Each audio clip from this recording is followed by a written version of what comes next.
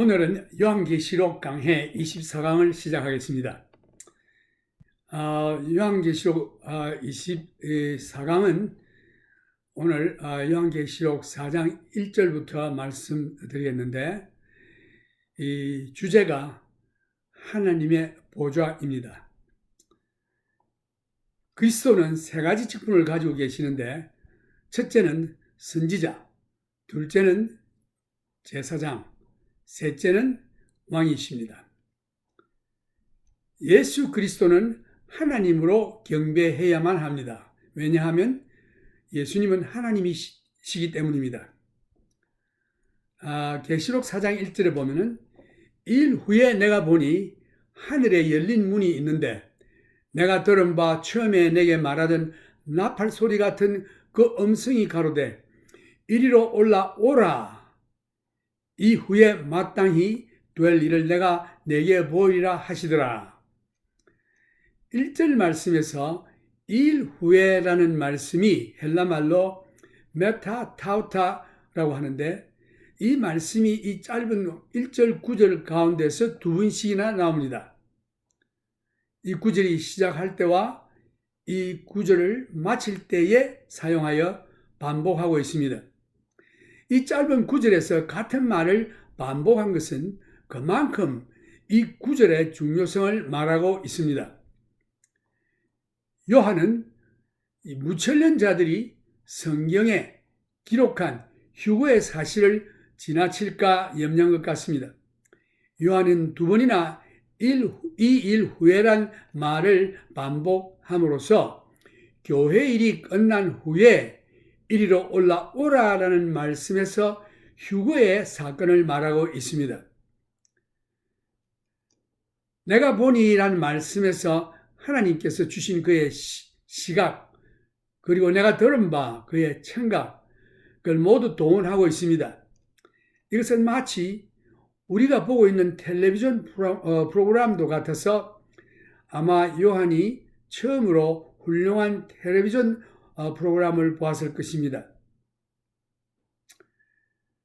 우리는 우주 탐사국에서 우주 비행사 에스트로낫이 달에 도달한 영상을 TV로 잘 본 적이 있습니다. 그러나 요한이 하늘로부터 보내진 이 TV 프로그램과는 비교가 되지 않을 것입니다. 이 천국은 가상이 아니고 실제로 존재하는 장소가 있습니다. 천국에서 실제로 많은 일들이 일어나고 있습니다. 지금 우리 앞에 나타나는 일에 대해서 우리가 긴장하지 않고 정상으로 받아들여야 하지만 이러한 일들을 볼 때에 흥분되지 않을 수가 없는 것은 사실입니다. 일 후에 내가 보니 하늘에 열린 문이 있는데, 이것은 요한계시록에서 명시한 네 가지 열린 문 중에 하나입니다. 볼지어다 내가 내 앞에 열린 문을 두었으되 능히 닫을 사람이 없으리라. 계시록 1장 8절 말씀, 이것은 빌라델피아 교회에게 하신 말씀입니다. 이 말씀은 하나님의 말씀을 전하는 기회의 문인 것을 의미합니다. 둘째로 그리스도께서 만문을 열어라라는 초청의 문이 있습니다. 볼지어다 내가 문 밖에 서서 두드리노니 누구든지 내 음성을 듣고 문을 열면 내가 그에게로 들어가 그로 더불어 먹고 나는 그로 더불어 먹으리라. 이 문은 여러분들의 만문입니다. 셋째로 4장 1절에 나오는 그리스도로 말미암아 하나님께로 들어가는 문인데, 내가 보니 하늘에 열린 문이 있는데 4장 1절 말씀, 이 문은 죄인이 예수 믿고 영원한 하늘나라로 들어가는 문입니다. 그 다음 넷째는 하늘에 열린 문을 우리는 다시금 보게 되는데, 요한계시록 19장 11절에 보면은 또 내가 하늘이 열린 것을 보니 보라 백마와 탄자가 있으니 그 이름은 충신과 진실이라. 그가 공의로 심판하며 싸우더라.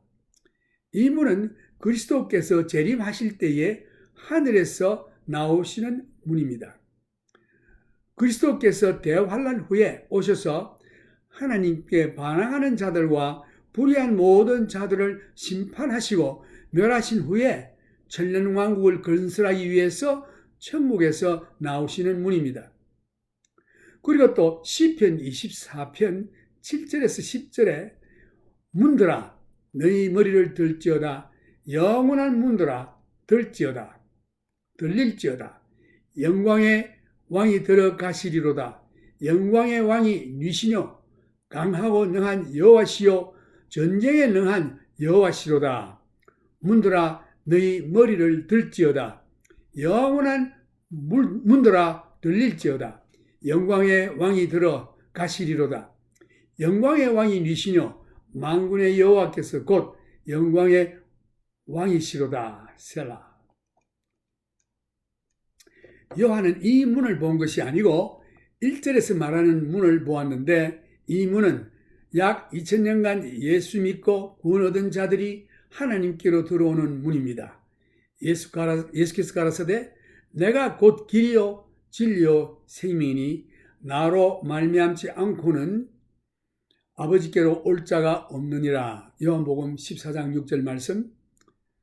그리고 요한복음 10장 9절에 보면은 예수님께서 또 말씀하시기를 내가 문이니 누구든지 나로 말미암아 들어가면 구원을 얻고 또는 들어가며 나오며 꼴을 얻으리라. 그래서 하늘에 열린 문은 예수 그리스도십니다. 그리고 당신의 마음속에 친히 오셔서 당신의 마음문을 두드리신 분이 바로 예수 그리스도십니다. 이것은 아주 얼마나 기이하고 영광스러운 일인지 알 수 없습니다. 우리는 믿음으로 이 문으로 들어갑니다. 그리고 요한뿐만 아니라 그리스도를 구주로 모시고 사귐을 가져왔던 모든 믿는 성도들에게 주시는 하나님의 초청입니다. 우리가 보고 들은 바를 너희에게도 전함은 너희로 우리와 사귐이 있게 하려 함이니 우리의 사귐은 아버지와 그 아들 예수 그리스도와 함께 함이라. 요한 1서 1장 3절 말씀. 요한은 실제로 우리에게 말하고 있습니다. 태초부터 있는 생명의 말씀에 관하여는 우리가 들은 바요 눈으로 본 바요 주목하고 우리 손으로 만진 바라. 이 생명이 나타나신 바 된지라. 이 영원한 생명을 우리가 보았고 증거하여 너희에게 전하노니 이는 아버지와 함께 계시다가 우리에게 나타내신 바 된 자니라. 우리가 보고 들은 바를 너희에게도 전함은 너희로 우리와 사귐이 있게 하려 함이니 우리의 사귐은 아버지와 그 아들 예수 그리스도와 함께 함이라. 요한 1서 1장 1절에서 3절 말씀. 하나님 아버지와 그리스도와 사귐을 항상 가지고 살아온 자들은 언젠가 이 문을 통과하게 될 것입니다. 내가 들은 바 처음에 내게 말하던 나팔 소리 같은 그 음성이 가로되 이리로 올라오라. 이것은 하늘에서 내리는 요한에 대한 초청입니다. 여기서는 휴거를 말하고 있습니다. 사람이 우주인을 달에 올려 놓았다면 예수님께서 교회를 공중에 이끌어 올려 주님을 영접하게 하고 하늘나라에 올려놓는 것은 문제가 되지 않습니다. 내가 들은 바 처음에 내게 말하던 나팔 소리 같은 그 음성이 가로되 누구의 음성이겠습니까?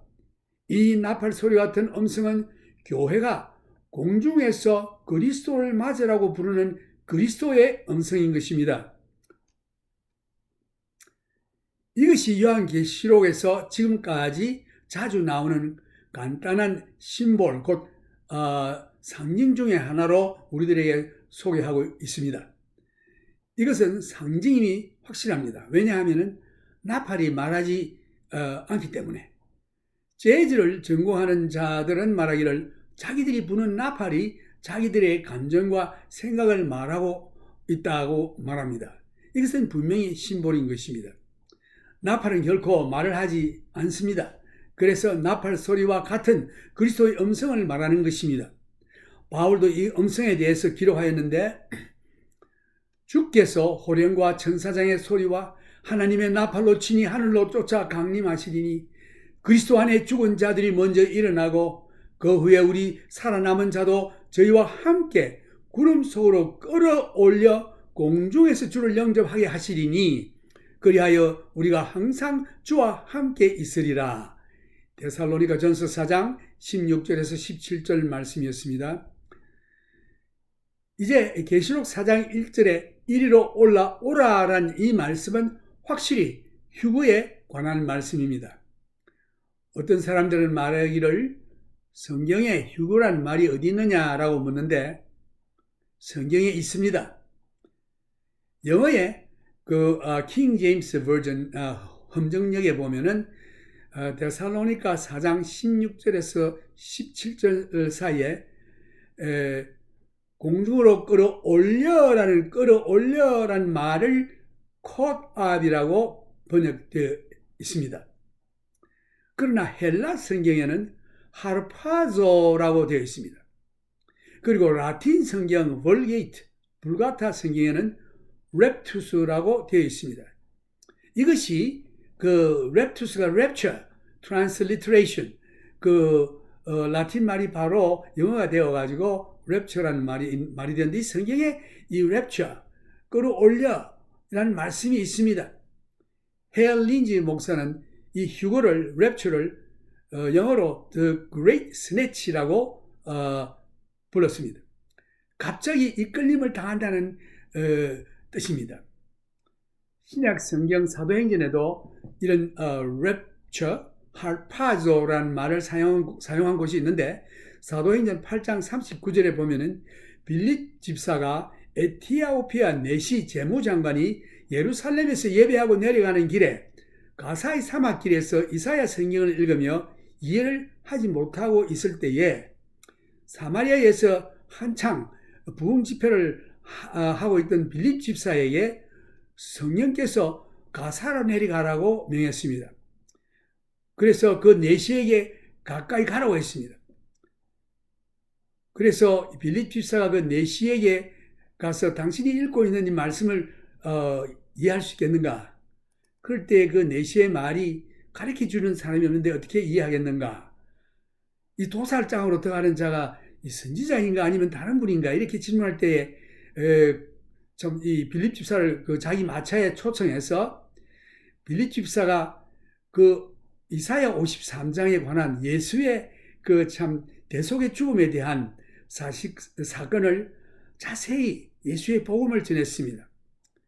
그래서 그분이 내시가 예수를 믿게 되고 그 다음 물이 있으니까 거기 내려가서 침례를 행한 후에 둘이서 물에서 올라오자마자 성령께서 빌립 집사를 데려가십니다. 여기 보면은 빌립 집사가 성령에 이끌려 아소도에 자신이 있음을 발견했다는 말씀이 나옵니다. 이것은 성령께서 성령의 능력으로 그곳에 옮기신 것입니다. 이것도 그 도시에 즉시 갔다는 뜻입니다. 이게 성령에 이끌려라는 말씀이 헬라 원어에서 할파조란 말씀을 사용했는데 여기에서 사용한 말과 휴거에 사용한 갑자기 이끌려 올려졌다는 말과 똑같은 말씀입니다. 할파조, raptus, rapture, 휴거. 우리는 갑자기 들림받을 것입니다. 주님의 음성이 나팔 소리와도 같을 것입니다. 이 음성을 들은 요한은 들림받았습니다. 언젠가는 여러분도 나도 예수 그리스도를 구주로 믿는 자들은 조만간에 그리스도의 나팔 소리 같은 음성을 들을 때에 들림받게 될 것입니다. 내가 들은 바 처음에 내게 말하던 나팔 소리 같은 그 음성이 가로되 이리로 올라오라. 이후에 마땅히 될 일을 내가 내게 보이리라 하시더라. 이 후에란 교회 일이 이 땅에서 끝난 다음에는 휴거가 일어날 것인데 교회 일 다음에 나타나는 일을 말하는 것입니다.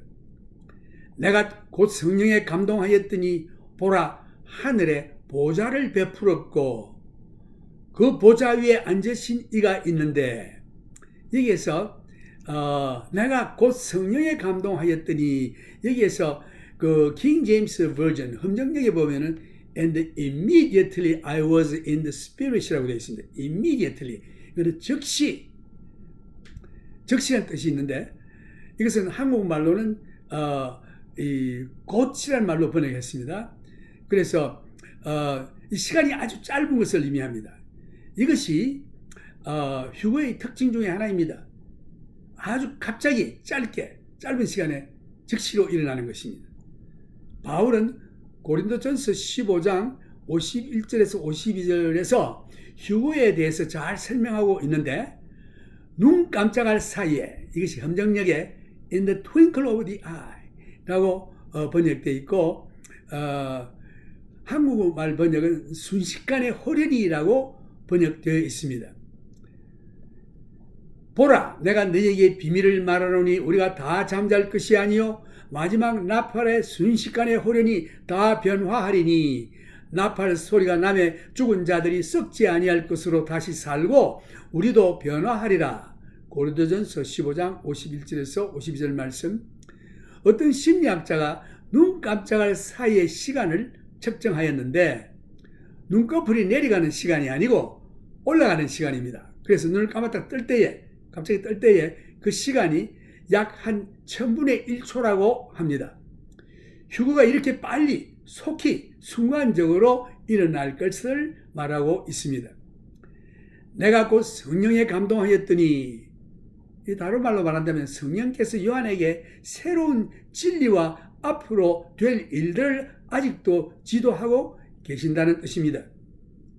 요한복음 16장 13절에 보면은 그러하나 진리의 성령이 오시면 그가 너희를 모든 진리 가운데로 인도하시리니 그가 자의로 말하지 않고 오직 듣는 것을 말하시며 장래 일을 너희에게 알리시리라. 장래 앞으로 될 일을 성령께서 요한에게도 나에게도 여러분들에게도 알려주실 것입니다. 보라, 하늘에 보좌를 베풀었고 그 보좌 위에 앉으신 이가 있는데, 이 요한이 하늘나라에 올라가 보니까 첫째 본 것이 하나님의 보좌였습니다. 하늘에 보좌가 이미 있었습니다. 요한이 처음 본 것은 하나님의 보좌였습니다. 지금 우리의 관심을 끌게 하는 것이 하나님의 보좌입니다. 보좌는 우주의 주권자시요 통치자는 하나님이심을 나타내고 있습니다. 이것은 하나님께서 모든 것을 조절하고 계신다는 뜻입니다. 우주의 본부가 워싱턴 DC에 있는 것이 아니고 하늘에 있다는 것입니다. 이것이 하나님의 말씀에서 우리에게 주시는 그림입니다. 여호와께서 그 성전에 계시니 여호와의 보좌는 하늘에 있으며 그 눈이 인생을 통촉하시고 그 안목이 저희를 감찰하시도다. 여호와의 보좌에 대해서 나온 말씀들인데, 시편 11편 4절이었습니다. 그리고 시편 47편 8절, 그리고 97편 2절, 103편 19절, 그리고 에스겔 1장 26절에서 28장에 그 여호와 하나님의 보좌에 대한 것이 나와 있습니다. 이것은 하나님의 보좌요, 그 우편에는 예수님께서 앉아 계십니다. 여호와께서 내 주에게 말씀하시기를 내가 내 원수로 내 발등상 되게 하기까지 너는 내 우편에 앉으서라 하셨도다. 시편 110편 1절 말씀. 이는 하나님의 영광의 광채시요 본체의 형상이시라. 그가 능력의 말씀으로 만물을 붙드시며 죄를 정결케 하는 일을 하시고 높은 곳에 계신 위엄의 우편에 앉으셨느니라. 히브리서 1장 3절 그리고 12장 2절 말씀이었습니다. 말씀에 그런 말씀이 있습니다. 주 예수께서 이 모든 사건을 주장하고 계십니다. 이제 은혜의 보좌가 이제는 심판의 보좌가 됐습니다. 이러한 심판이 있을 때에 교회가 이 세상을 떠나야 할 절대적인 또 하나의 다른 이유인 것입니다. 만일 교회가 아직도 이 세상에 남아있다면, 대환란 때에 남아있다면 예수 믿는 성도들을 위해서 중보의 자리에 있어야 하실 예수님께서 심판의 자리에 있는 것은 이 교회를 위해서 있을 자리가 아닌 것 같습니다. 3절에 보면은 앉으신 이의 모양이 벽옥과 홍보석 같고 또 무지개가 있어 보좌에 둘렸는데 그 모양이 녹보석 같더라. 우리가 보는 것은 이 보좌에서 나오는 색깔인데 보석과 같은 아름다운 색깔입니다. 우리는 하나님의 형상을 전혀 볼 수 없습니다. 그는 사진 찍은 적도 없습니다. 우리는 보좌에 앉으신 이에게 주의를 집중해야 합니다. 그 십경에 보면은 하늘 위나 땅이나 땅 아래 아무 형상이든지 만들지 말라고 했습니다. 우리가 하나님의 형상을 볼 수 없는 것입니다.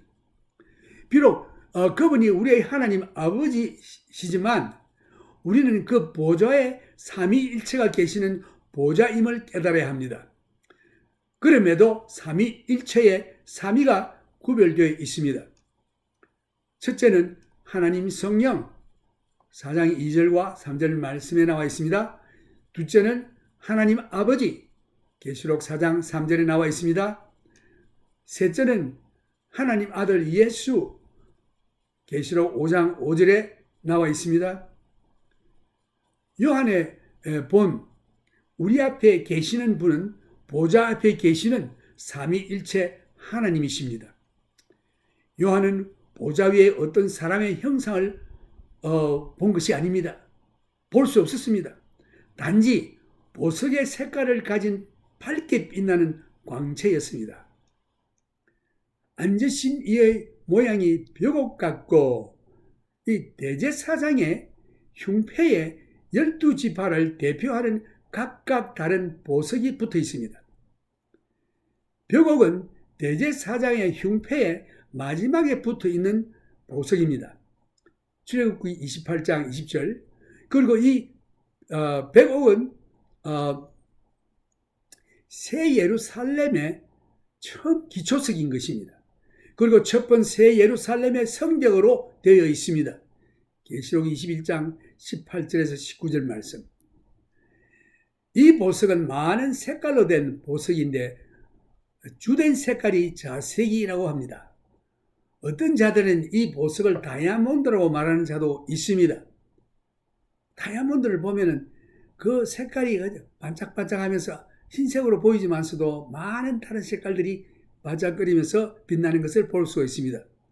그리고 이 보석은 대제사장의 흉패에 붙이고 작은 베냐민 지파를 대표하는데 이 야곱은 베냐민을 나의 오른팔의 아들이라 불렀습니다. 아마 이것은 예수께서 성천하신 후에 하나님 아버지의 오른편에 앉게 되시는 그리스도를 뜻하는 말로 생각됩니다. 그 다음에 보면 홍보석 같고 이 홍보석은 새 예루살렘의 6번째 기초석인 것입니다. 계시록 21장 20절에 있습니다. 이 플라인이라는 신학자에 의하면 이 홍보석, 영어로 말하면 살딘이라고 하는데 이 홍보석이 이 사르디스, 사대에서 사대시에서 발견됐다고 합니다. Sardine was discovered in Sardis, from which it derived its name. 그래서 살디스에서 발견됐다고 해서 그 이름을 붙여서 살딘이라고 이름을 붙였습니다. 그래서 이 한국말로는 홍보석은 대제사장의 흉패에 첫 번째 붙은 보석으로 야곱의 장남인 르우벤 지파를 대표하고 있습니다. 이는 그리스도는 사망에서 부활하신 첫 열매로 하나님의 맏아들이심을 의미합니다. 무지개, 그 다음에 그 보좌 위에 무지개가 있다고 했는데 헬라 원어로 그 무지개를 아이비스라고 하는데 이것은 헤일로, 후광이라는 뜻이 있습니다. 무지개는 7색깔이 있으나 여기서는 에메랄드 색깔로 되어 있다고 합니다. 이 에메랄드 색깔은 녹색입니다. 이 보좌 위에 있는 무지개에 대해서 에스겔 1장 28절에도 말씀되어 있습니다. 홍수의 심판이 있은 후에 하나님께서 다시는 홍수로서 심판하시지 않겠다는 표로서 무지개로 언약을 삼으셨습니다. 창세기 9장 13절에서 15절 대환란 심판 전에 홍수로서 심판하시지 않겠다는 하나님의 약속을 기억나게 하시는 것 같이 보입니다. 녹색은 지구의 색깔입니다. 이 선지자 하박국에서도 암시하고 있는데 여호와여 내가 주께 대한 소문을 듣고 놀랐나이다. 여호와여 주는 주의 일을 이 수년 내에 부응케 하옵소서. 이 수년 내에 나타내시옵소서. 진노 중에라도 긍휼을 잊지 마옵소서. 하박국 3장 2절 말씀. 하나님께서는 반드시 심판하실 것을 말하고 계십니다. 오늘은 이만큼 말씀드리고 다음 만날 때까지 하나님의 은혜가 여러분 가운데 충만하시기를 기도하며 또한 하나님과의 사귐이 끊임없이 계속 하다가 휴가 갑자기 임할 때에 다 공중으로 들림받는 성도 되기를 주님의 이름으로 축원합니다.